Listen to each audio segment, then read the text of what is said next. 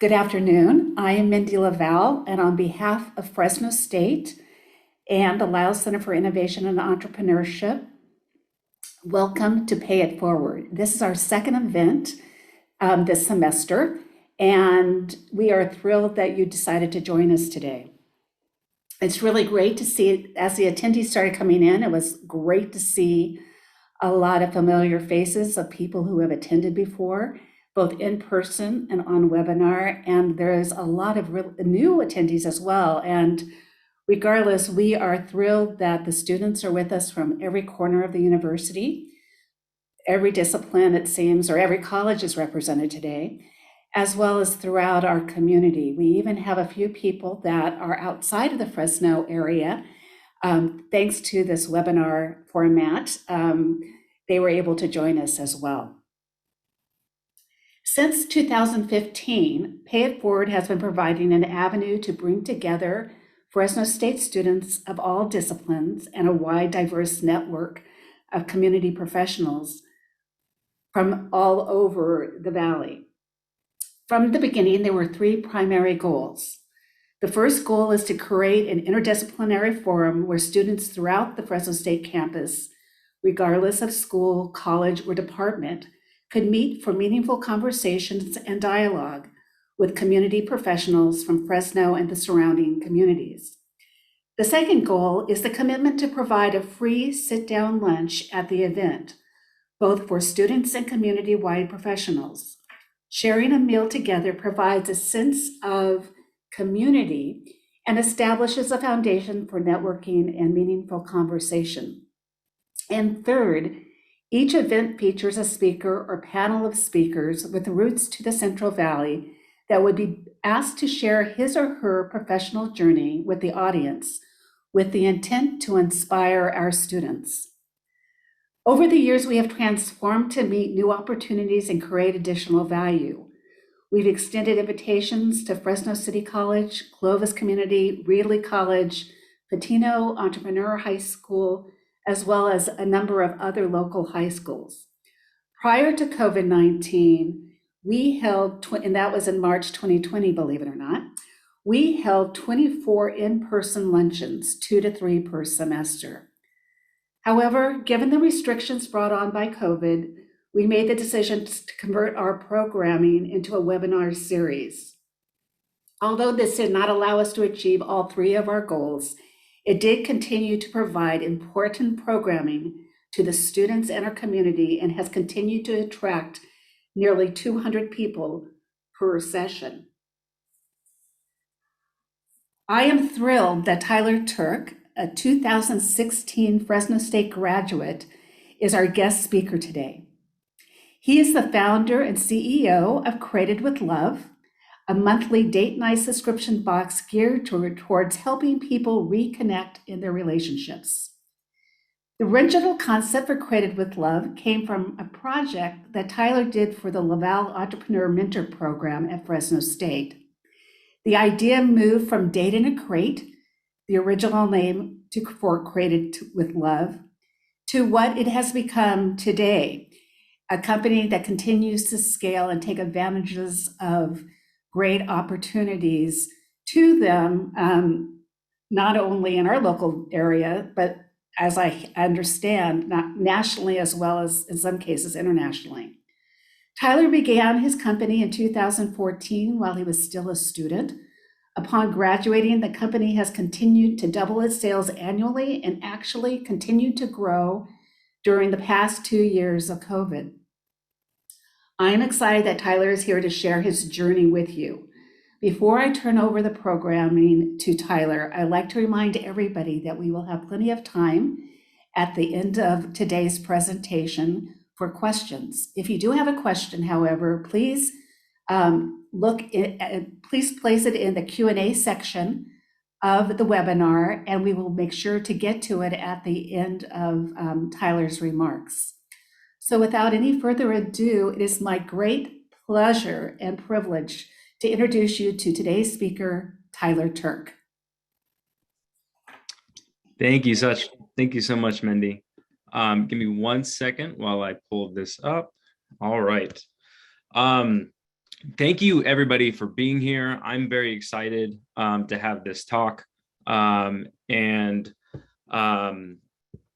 yeah, so just want to first start off. Mendy did a wonderful job introducing me, but just to give you guys some more quick facts, who I am. I graduated from Fresno State in 2016, which seems like a million years ago. And as Mendy mentioned, founded what would become Created with Love in the EMP program while I was there.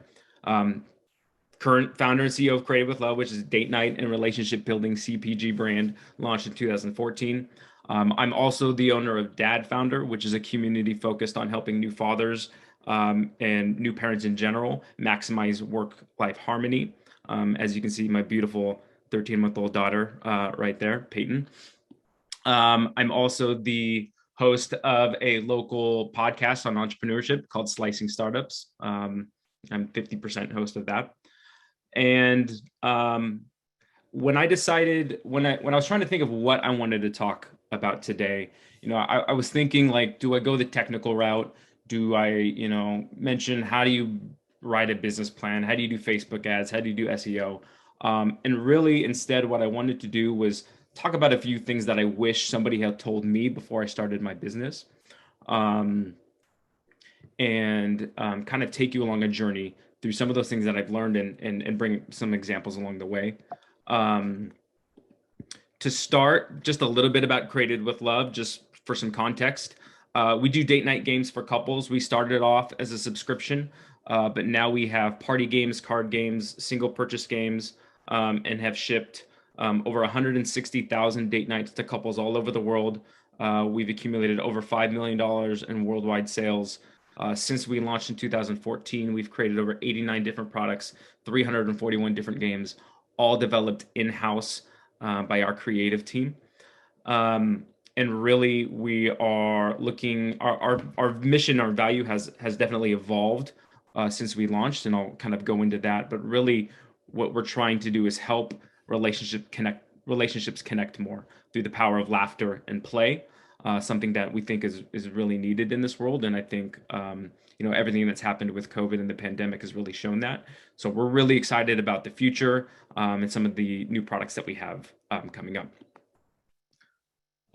Again, today's agenda, we're going to go over 5 things that I think I did pretty well over the journey, and then 5 things I did not do very well. So total of 10 things, 10 tips on building a new brand, and using some examples along the way. And then at the end, we'll open it up for some Q&A. And I love talking about all the mistakes I've made and answering some questions. So I'm going to leave some time at the end for that. I'll also just say that, my journey is based mostly on entrepreneurship and as a business owner. But what I also tried to do was find some things that can be applicable and adapted to, wherever you are in life, whether it's within your careers, within your relationships, within your own businesses. But having said that, my journey is based on as a business owner. So I'm going to use a lot of language like entrepreneurship and as a business owner, but just know that, I really tried to pick some things that can be adapted over multiple, areas of life. And the first one was kind of the reason why I named the webinar that I did is Don't Wait for Permission, is to launch today and to never stop. And to me, what that really means is I had this idea for a date night subscription based on a event that my wife and I had. We were sitting on the couch one day. She turned to me and she said, "Tyler, why aren't we as romantic as we used to be when we first started dating?" And then coincidentally, I had this project with the EMP program on launching a subscription boxes. Those two things married. I had no idea what I was going to do or what the box even looked like, but I knew that in order to be successful, I needed to launch it today and get feedback from our customers. We spent $150 and we posted an advertisement for the company on, I think it was subscriptionboxes.com. And within 2.5 weeks, we had $2,300 in sales.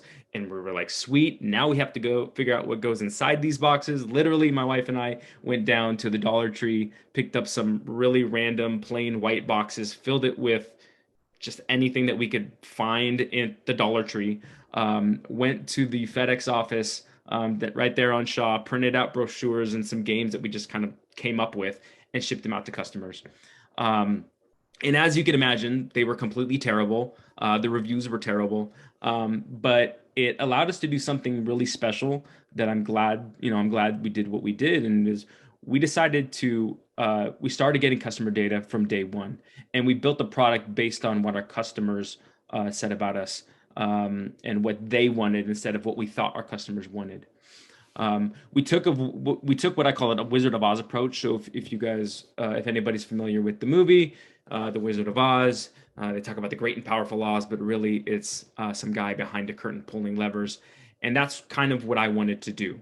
I knew that we wanted to be $1 million brand. I knew that we had something special going, but we needed to have people trust us. And if we wanted to look like $1 million brand, if we wanted to be $1 million brand, we had to look like one. And with today's technology, there's no excuses. You can launch your website and start taking sales tomorrow if you wanted to.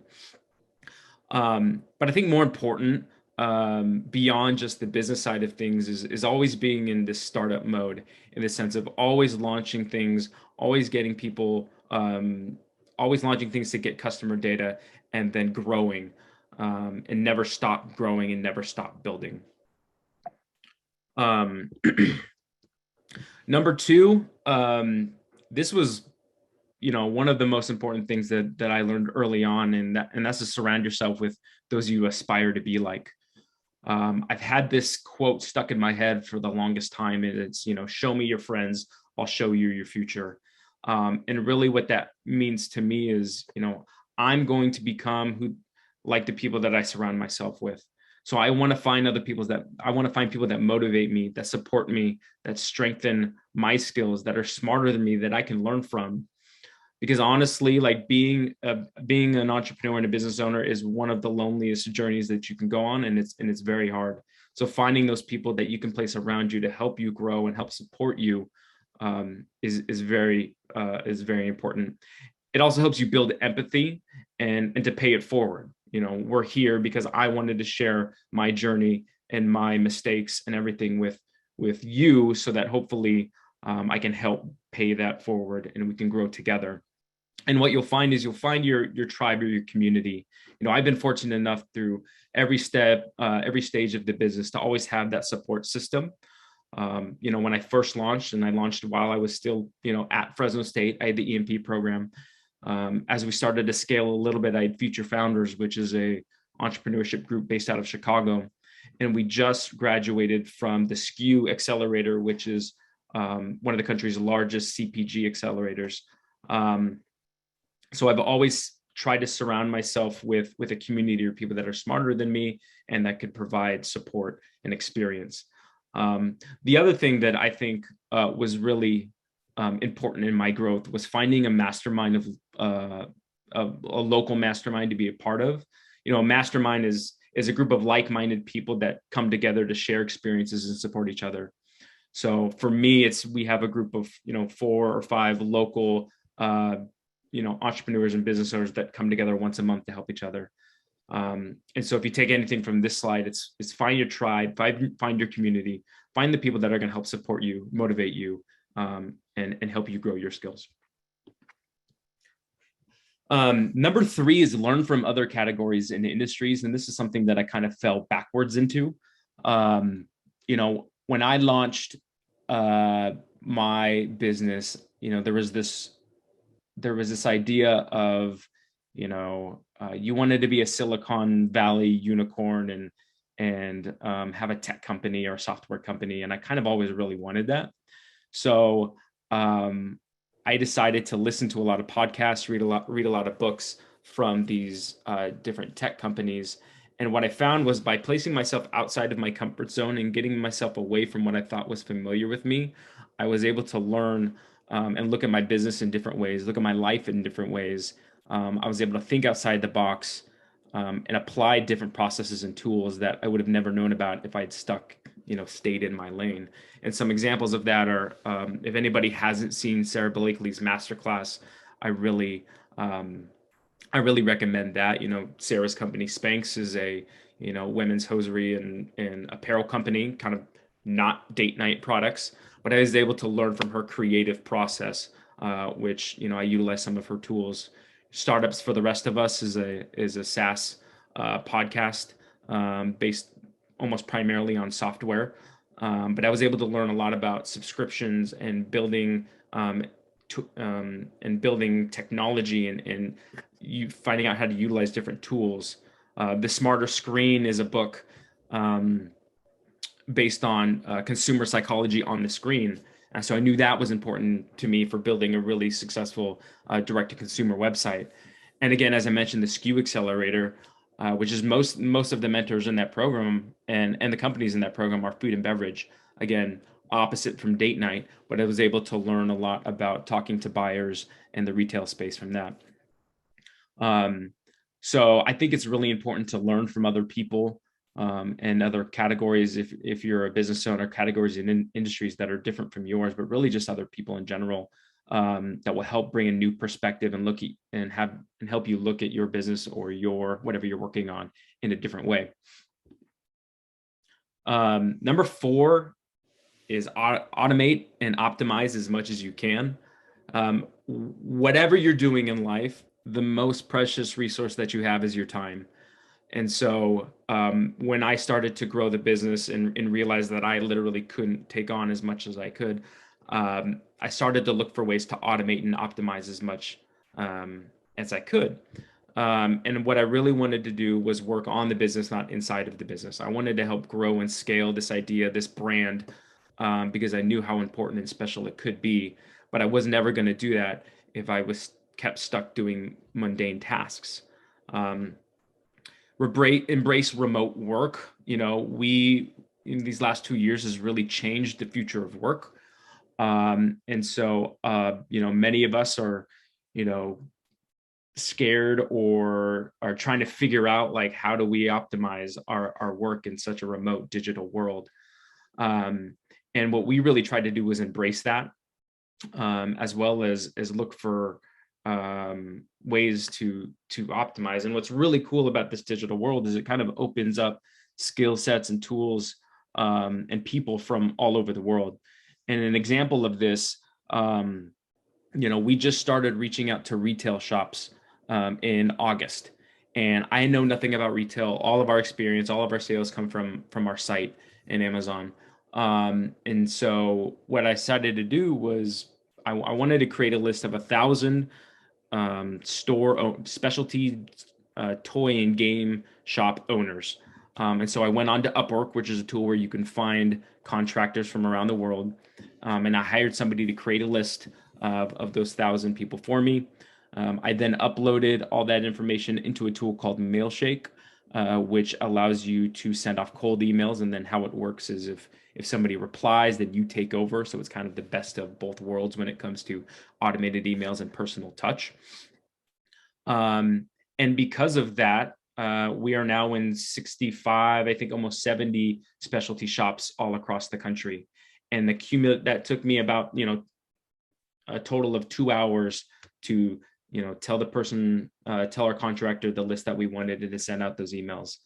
And so there's always a way to automate and optimize your time. It kind of goes back to like learning from other industries and categories and finding those things to help you. I've also put a couple of other ones that we use. SavvyCal, which is a Calendly competitor that we use to schedule. Our project management software is Asana. Communication is Slack. Video messaging is Zip Message, which is like a video walkie-talkies. And for scheduling social media later. So there's always there's a tool for almost anything, and a lot of these tools are free, have free tiers. And so taking control of your time, I think, is something that I would really recommend. Number 5, specifically on building a brand, is focusing on experience and content. This looks like a lot of different things for a lot of different use cases. For us, it was, we wanted to be the thought leader in our industry. And really what that means is when anybody thinks of date night or relationship building, we want them to think of Created with Love. So from the very beginning, we put a lot of focus in to writing and providing content to help, free content to help people solve some of their questions. Some quick examples of that is, if anybody's familiar with the love languages, there was a period of time where if you searched love languages on Google, that we would be the #1 blog post. And obviously the publisher didn't like that we were outranking them, so we had to partner with them. But there's a lot of use cases where, you know, we took certain keywords and really built our SEO to help answer some of those questions. Another example is the Created with Love TikTok channel. We knew that experience is everything, and we want to provide something more than just a product. We want to provide that experience and that opportunity for people to get closer together. So with TikTok, what we decided to do was to create a channel purely based on providing simple date night games using everyday products for our customers. So as an example, like we created a game with M&Ms that we posted, and that has over 6 million views. I just posted one a couple of days ago about toilet paper and how we created a game with all you need is a roll of toilet paper. Just funny, quirky stuff. And within, I think it's been 3 months, we have over 100,000 followers, over 8 million views on our TikTok. And really what that comes down to is owning your value, and again, being more than just a product. I think for us, it was really, and this goes on beyond just, you know, a business, but even to you personally. I think it was really important for us to develop our mission and our values and find our why. Like, why are we doing what we're doing? And for me, I kind of said it at the beginning, is we want to help people connect better through laughter and play. And so if that's our mission, and our mission is not to make a lot of money and sell a lot of products, that helps guide the content and the experience that we're giving to our customers, and helps us keep on track for what we really want to do. You know, and as a thought exercise, kind of think about like some of the brands that you really gravitate toward and that are attracted to, and, you know, think about like, what are they providing you? Are they providing you just a product? Are they providing you an experience, content? There are obviously some examples of larger companies that are, you know, just transactional. But I think the best brands are those that provide that experience and content for their followers. So that's the 5 things that I think I did pretty well. I think more importantly, we're going to go into the 5 things that I think I did not do well, or that it took me a very, very long time to figure out, and that I wish somebody had told me from the beginning. Number 6 is, don't be afraid to share your ideas. There have been many times when I was so scared that, you know, people were going to copy us, and that I didn't think it was perfect. It was good enough to launch, and things like that. And it took me a long time to just realize that we just needed to let go and show the world what we had to offer. You know, the sooner we launch, the sooner we could start adapting products. You know, and we'll get to this a little bit later, but I have a huge case of imposter syndrome, in the sense that, like, you know, I never think anything's good enough. I don't think that I'm good enough always, which can be a flaw and can be a strength sometimes. But what I really learned, and I don't like to fail, but what I really learned is failure is inevitable. You need to embrace it. And that those times, those obstacles and those times of failure are actually like really perfect ways and key opportunities for you to learn something and to grow as a business owner, as a person, as a husband, as a father. And so really not being afraid to let my ideas out and let products out and really learn, even if they did fail, was really important to me. I also learned that, you know, if you don't let it out, and if you're not able to share ideas, there's a high likelihood that your assumptions were probably wrong. You need to let it out, and you need to learn from others' thoughts to help you craft and build those ideas and strengthen those ideas. One example of that from Creative with Love was when we launched, we thought our target market was, and I'm generalizing a little bit, was men looking for ideas for their partners or spouses, because men are not always romantic. But what we found actually was 80% of our customers were female, and that we needed to build the brand and build the product to be more aligned with that target market. And we would have never known that if we weren't able to kind of let it out, maybe even before it was ready, and learn from our customers. And lastly, it's kind of a hard truth, but your ideas are probably not new. There are so many, the world is so big, and there's so many brains out there that, the likelihood of you creating something brand new is not always the case. However, what I will say is ideas are only as valuable as their execution.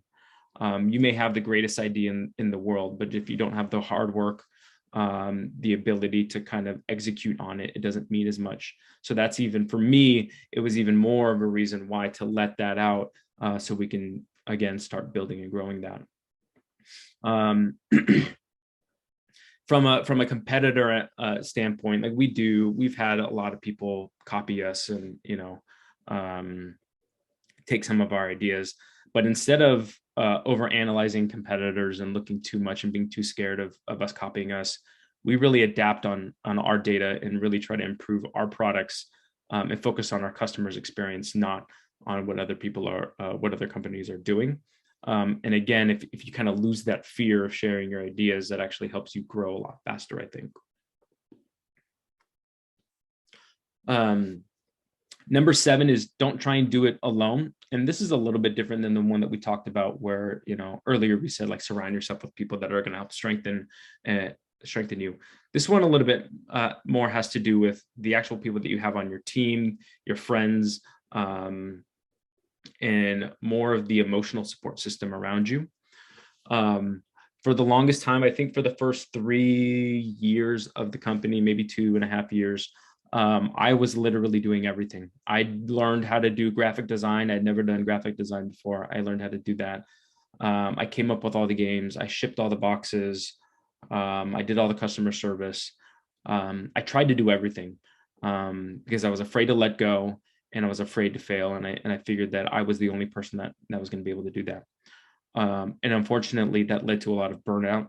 It led to a lot of failed ideas, or ideas that were not executed well, because I was trying to hold on too much. So wherever you are in life, specifically as a business owner, start thinking about developing your team, the people that are going to help execute those ideas for you. It's more than just employees too. It's advisors, it's mentors, it's peers. For me, I had to learn how to do everything.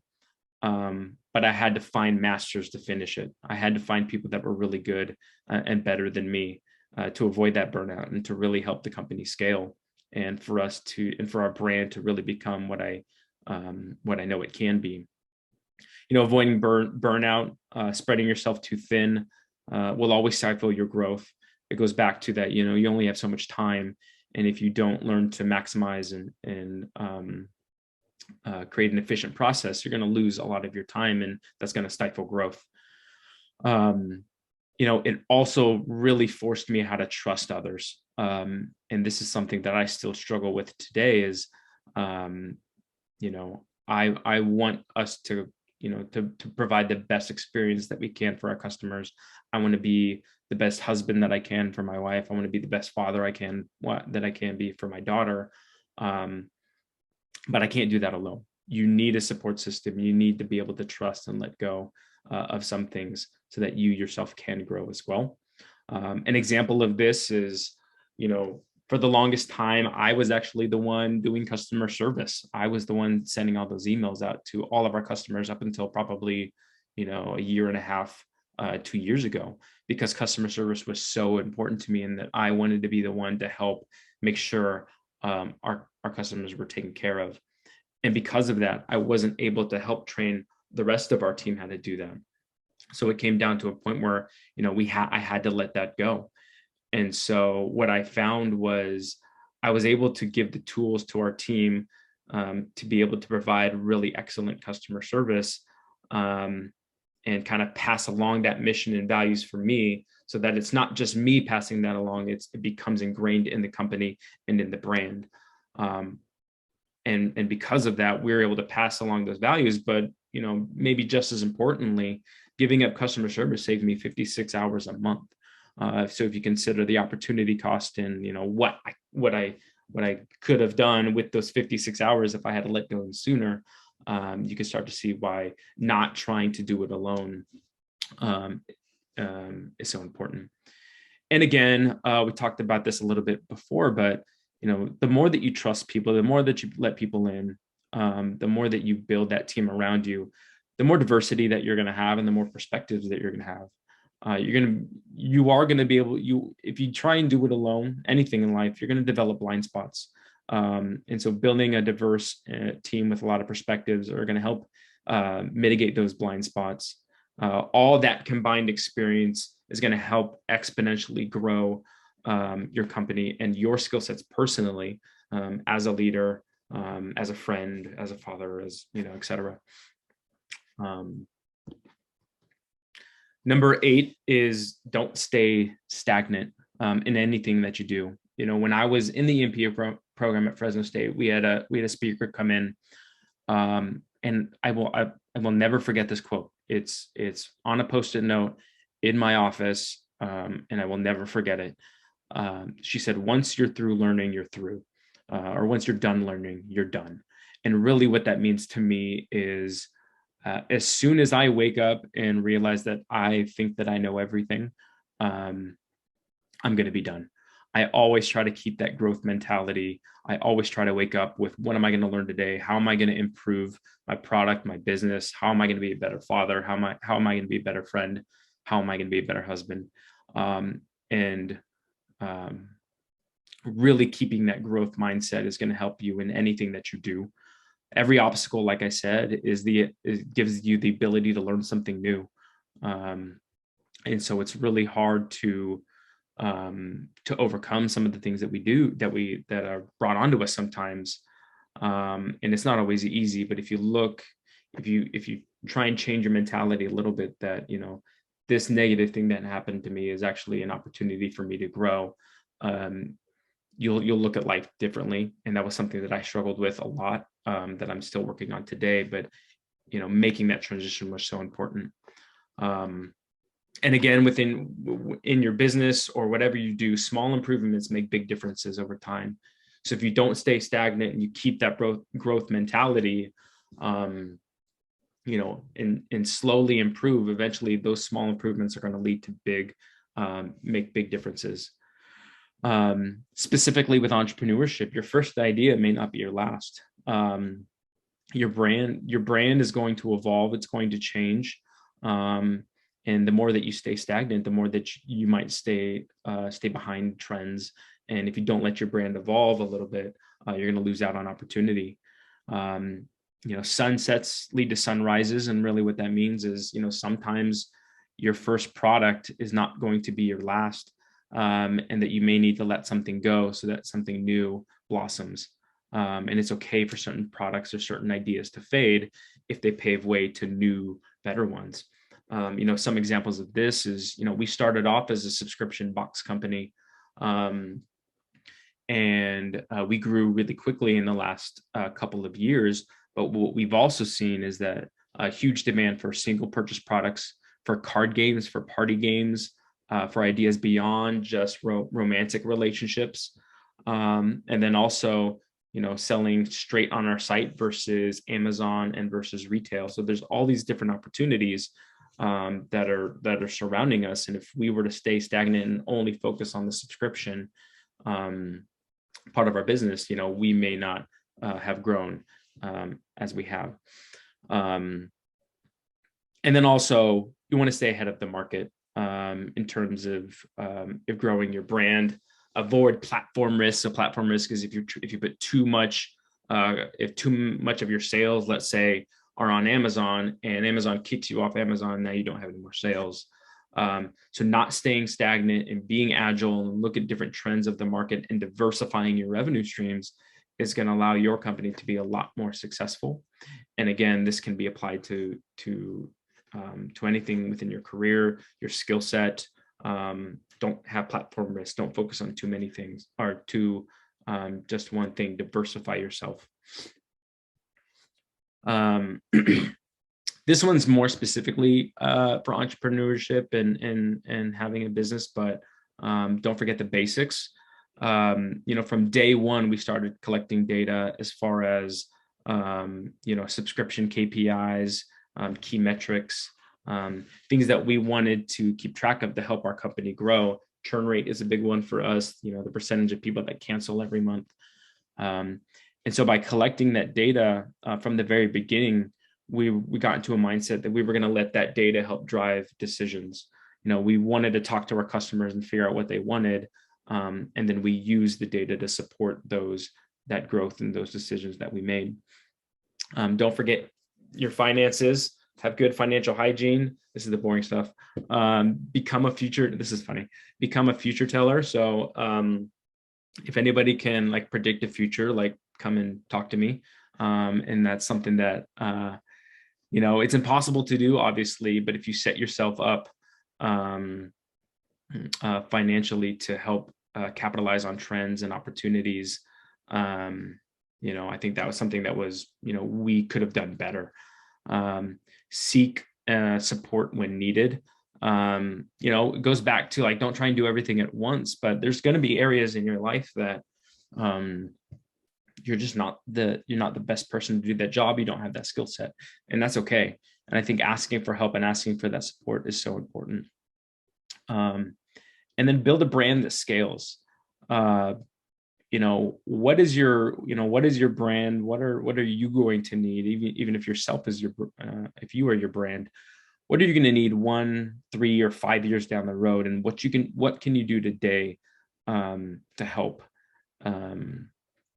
set yourself up and your brand for success? And then the last one is the most important one, and the one I want to spend hopefully the most amount of time on.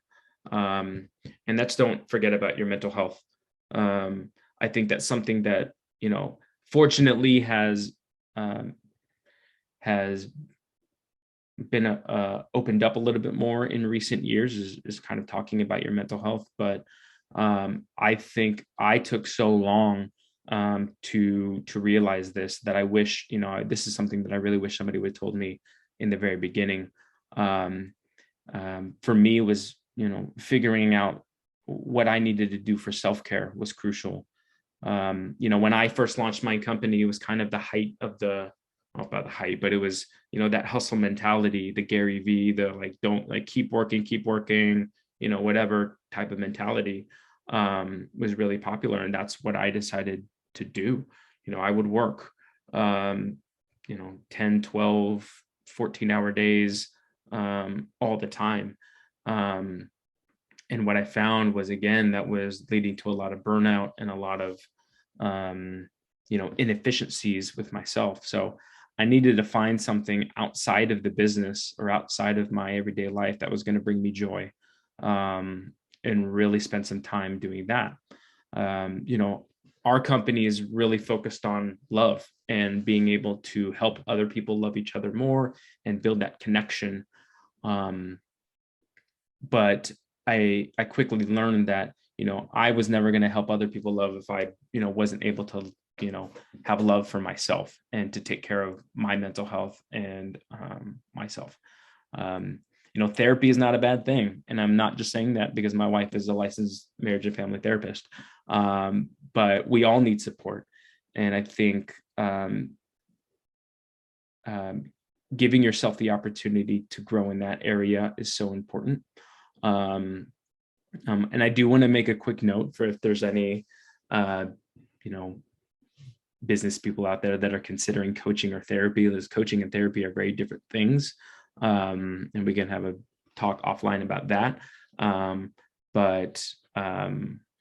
If you need the help, there's resources out there. I put a couple down, PlushCare and BetterHelp. They're all virtual, help you find a therapist. But I think that was something that was really important for my growth as well. Um, and then lastly, focusing on your mental health, and making sure that you are the best that you can be every morning is going to help you build empathy and build humility.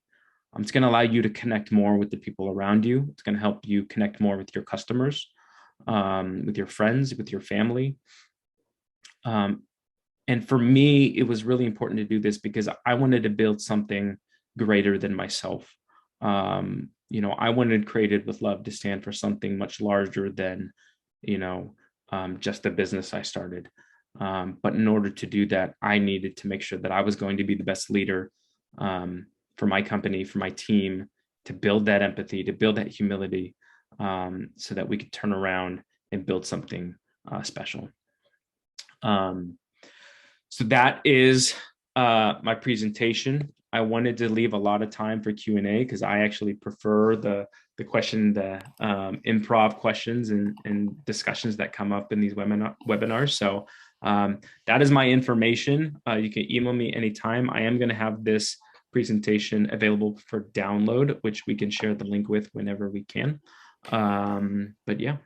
Tyler, thank you so much. And you know what we have a number of questions. I'm glad you left time for them. But before I start with the questioning, I just wanted to say to you and as well as to the audience, and you really laid this out great in the beginning of your presentation, is that your lessons that you've learned since you started your journey is not only applicable to entrepreneurs, but you can be startup entrepreneurs, you can be entrepreneurs working within an organization, it can be your own personal life, you could be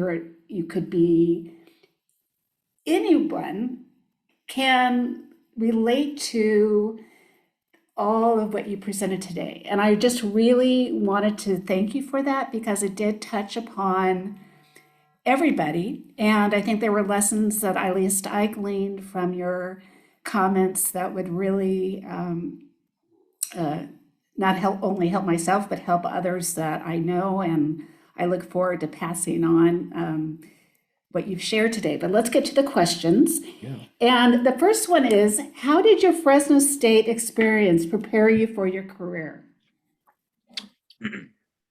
A couple different things. I think one, I met some really cool people, and was able to connect with, some lifelong friends. I think a couple of them are hopefully listening right now. But it goes back to what I talked about surrounding yourself with people that you aspire to be like and that are going to help support and strengthen you. So I was able to find that right out of the gate with Fresno State. I think the first thing that I mentioned too about launching now and don't ask for permission and just go. I launched Created with Love while I was a junior at Fresno State. So within every class that I walked into, for better or worse, I took that lesson and I walked out with asking myself, how am I going to apply this to my business? So I think that's something that I encourage everybody to do in some capacity and however they can, is what can you learn in your classes that can be applied, that you can directly apply at that time. One, it's going to help solidify what you learn, but I think having that real world experience was so important for me. Yeah. Well, on kind of coupling in on that, was there anyone along the way since you started your business that, or you thought about starting your business, that discouraged you from moving forward and telling you that it wasn't going to work? Did you have any Um, naysayers? yeah, a little bit, and I don't have to name any names, but I, I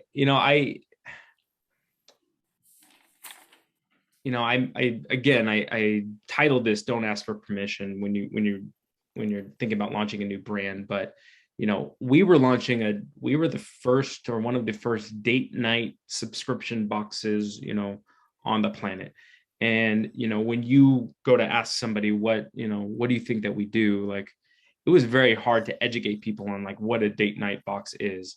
And so there was a lot of like, oh, that's not going to work. Oh, that's not going to.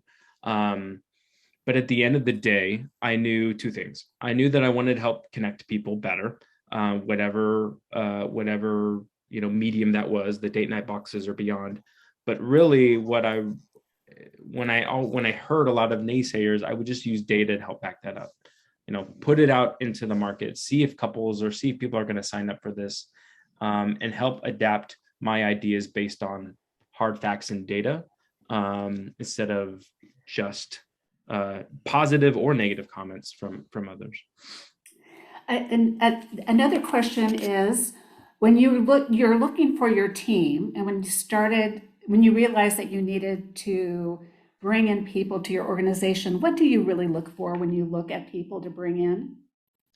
That's a good question. And what I look for is probably the hardest thing to find, and that is uh, loyalty and that growth mindset. So, it's really hard to find somebody that's going to care for me, that's going to care about the business as much as I do. And so, but at the same time, I'm looking for people that are willing to work hard, that have that growth mentality, that have that empathy, that more aligned with the values of the company and less than skill set. If you have those qualities, teaching technical skills is a lot easier than finding some of those personality traits and people that align with our mission and values. What would you tell students today that are in our audience, about how to hone in on those skills that you look for when you were hiring? What if you had to go back in time and you knew how important these areas were for you in Mhm. looking at other people? What could you share with the students that we have in the audience today? Well, I'll give you an example of that. One of my first hires was an intern, um, and paid him a couple $100 a month, and he would come in and help. And there was this one day, and hopefully he's not listening because I don't want to embarrass him. But there was one day that he came in and he created this PowerPoint presentation on like, and it was titled like, if this were my company, this would be the things that I would want to do. And he took ownership of that, and he just started showing up more and more and more. Um, and now he's basically my partner, my right hand man, like anything that, we're in this together sort of thing. So I would say really look for ways for you to go above and beyond, ask questions, and again, have that growth mindset. Like for me, it was, I didn't care if somebody didn't know what to do. More importantly was, are they going to go figure out how to do it? Are they going to ask questions? And I think for me, that's a really good sign for if somebody's going to fit in well. Yes, I would agree with that. I'm a firm believer in continuing to grow and learn. What is your advice? We have so many questions here. What is your advice on time management while keeping yourself mentally healthy? Yeah, well, let me just say, I'm not the best at this. So I'm going to like, I'll answer this based on what I've kind of forced myself to do, but I by nature am not um, great at time management. So what I had to do was force myself to find tools and find ways to help me in that area. So we use a lot of different software. So Asana is one of them, where I really organize my thoughts, my to-do lists, and everything that I need to do, which allows me to stay really organized in my tasks, but also allows me to be kind of the visionary part of the company, of the business, where I'm able to think about new ideas, which is where I thrive. Um, when it comes to burnout, though, and my mental health, um, I think that's where it can be. I'm going to ramble a little bit because I think this is important. Um, I the darkest times of my life as an entrepreneur, and even not, the biggest thing was fear. I was scared of like what was going to happen next. And so by by learning how to manage my time and my tasks well, it helped me see everything that I, really had to do. It took away some of that fear of the unknown. And that was really helpful for my mental health, was finding that process and okay, what's really going on? What's really the problem? A lot of the times we think something's catastrophic and it's really not that bad if you kind of outline it. So I think finding a framework for, when you have those high levels of stress of like, how do you work through everything, is really important.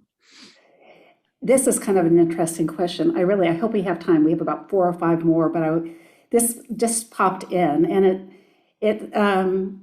the question is, you mentioned that the reason Created with Love started was due to your wife asking you why you two weren't as romantic as you had been Mm-hmm. at the beginning of the relationship.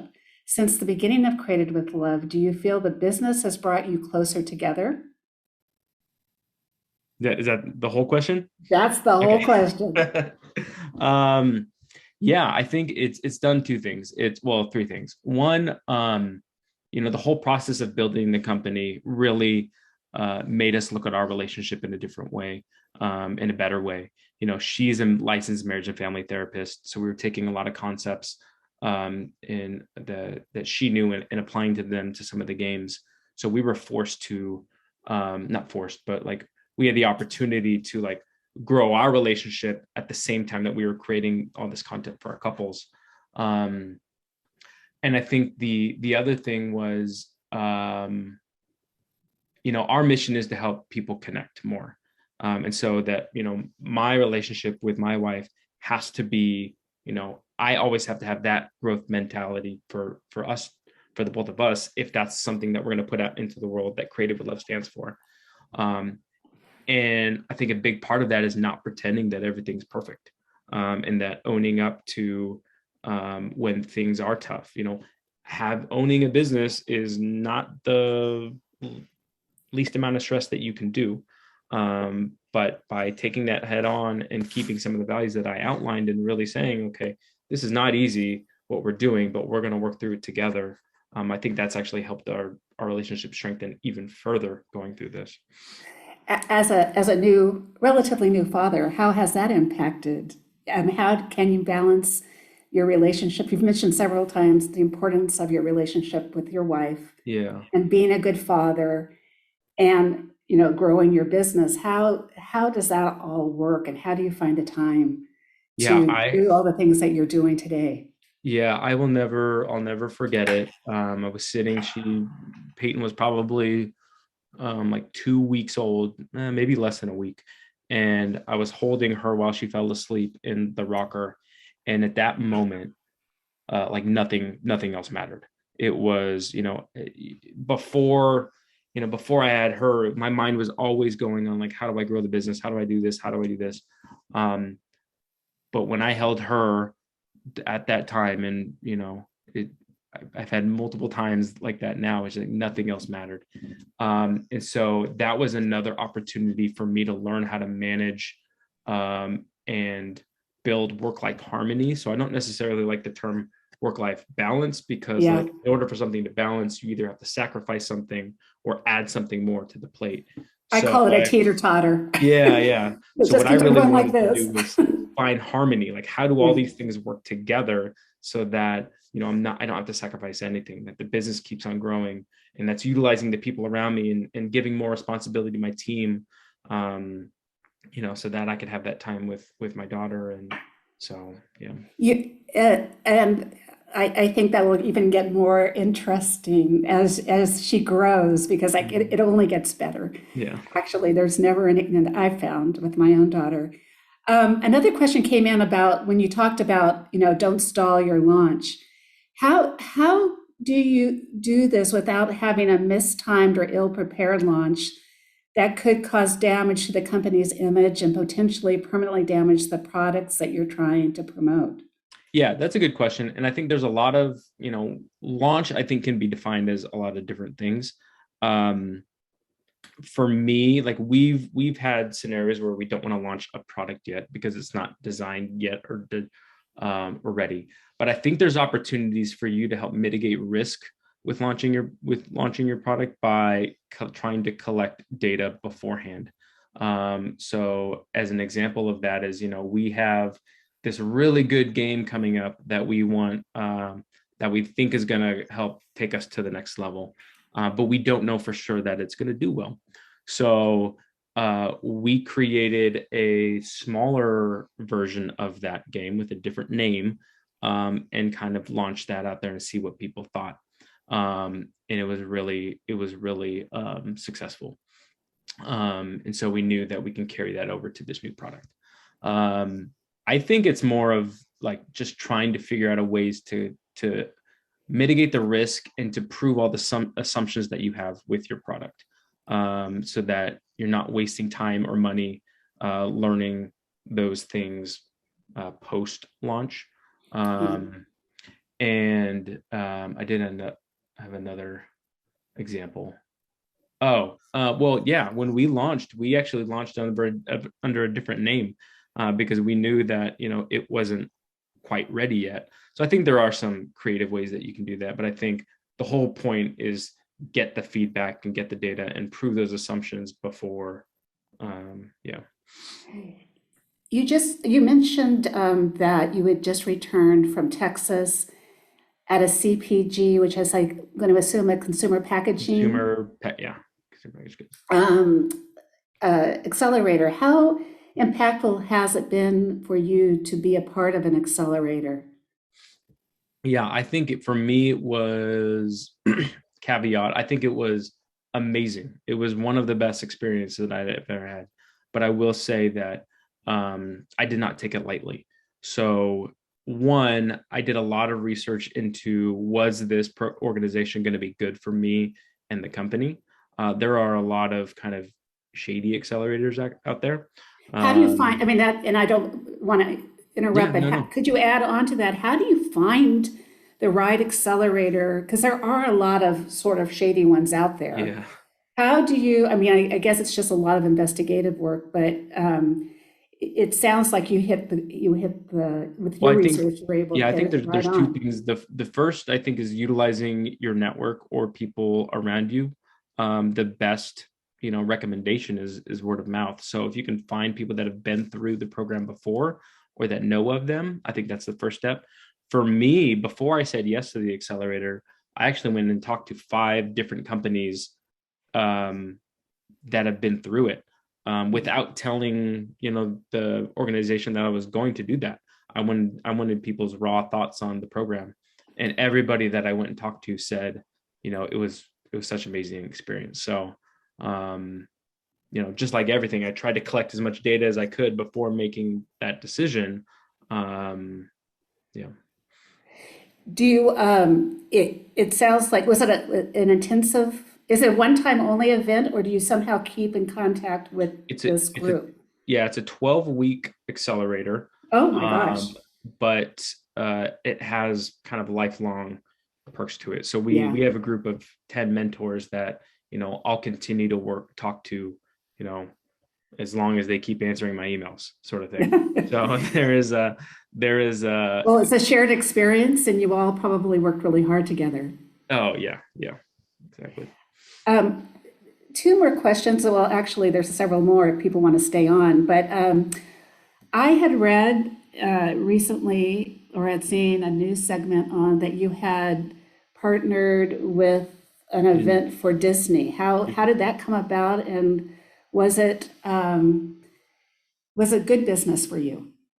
Yeah, so it's Disney Plus, and they were launching their new animated Star Wars series. So we collaborated with them to create these watch boxes that they sent to influencers, about it.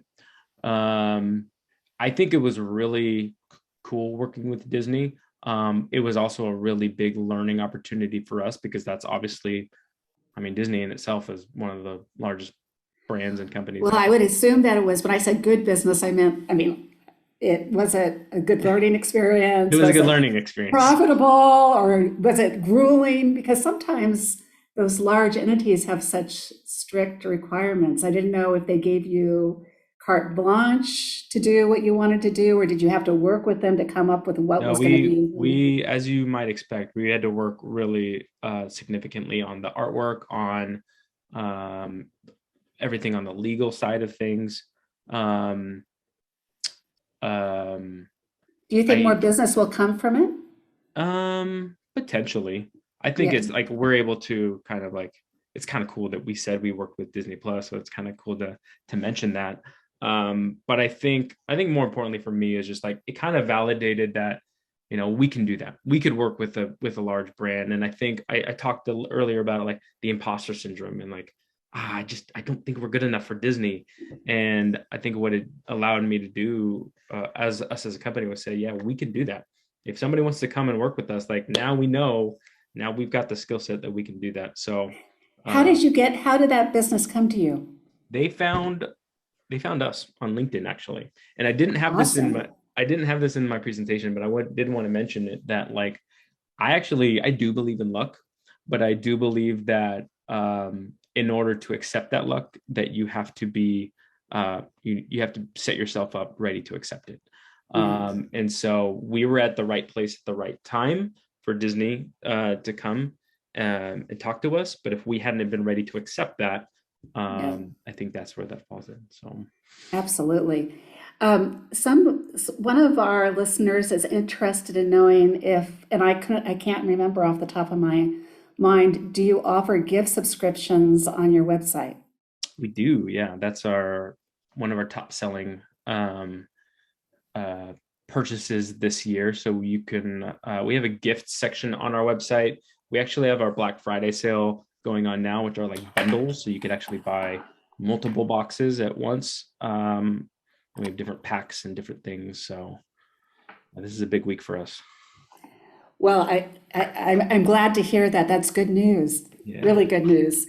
Um, there are a few more questions, but I think they've all sort of come together with your answers. And one of the questions that came in, and I wanted to assure everybody, is that after today's presentation, we will be sending you another recording of the presentation, but also the actual PowerPoint, give you a link to the PowerPoint that Tyler has used with all of the comments, as well as the live links that he has provided. And also we will include his contact information so if you want to contact him in the future, know that he, not only for, created with love, but Tyler is one of the best mentors. And I'm sure, and I've known from past experience that when he can, he tries hard to find the time to be and speak to students at Fresno State, regardless of their discipline, to help them on their career path and their journey. But I'd like to well, first of all, thank you so much, Tyler, for spending time with us today. It was a great presentation. I loved how you presented the 5 things you did well and the 5 things that you wish could have gone a little differently. And some of the things I particularly liked that I think is applicable to everybody is that you surround yourself with those who you admire. I think no matter what your plans are for your future, that's really important to do. Having a support system kind of goes hand in hand with that. You need to surround yourself with people that can help you be as strong as you can be on all fronts. And that time is precious and you've got to use it wisely. And that goes, continue to grow. And for all of us, don't forget your mental health, because it's very easy, regardless of what you're doing for your career path.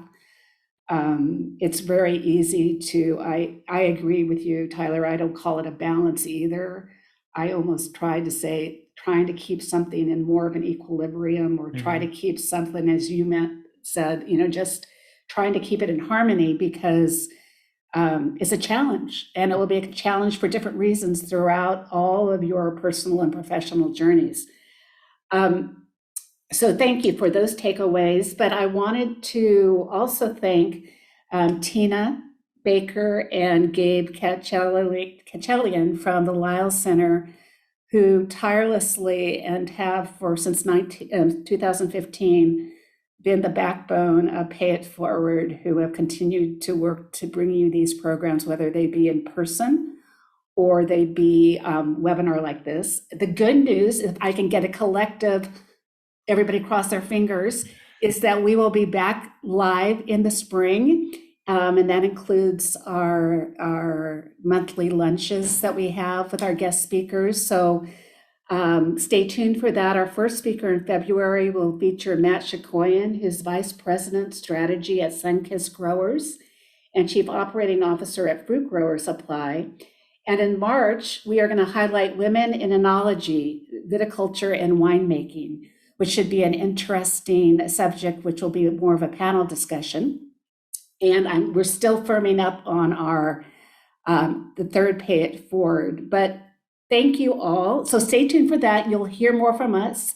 We will be sending you a follow-up to today's presentation with all those details I just described, that the presentation, the PowerPoint, as well as contact information. And for each of you, either in the community or at Fresno State, thank you for taking this time to being with us today. It's been terrific sharing this opportunity with you, and from all of us, we wish you a very happy and safe Thanksgiving, and we look forward to seeing you in spring 2022. So thank you so much for attending, and Tyler, thank you so much. Thank you. Great presentation. Thank you.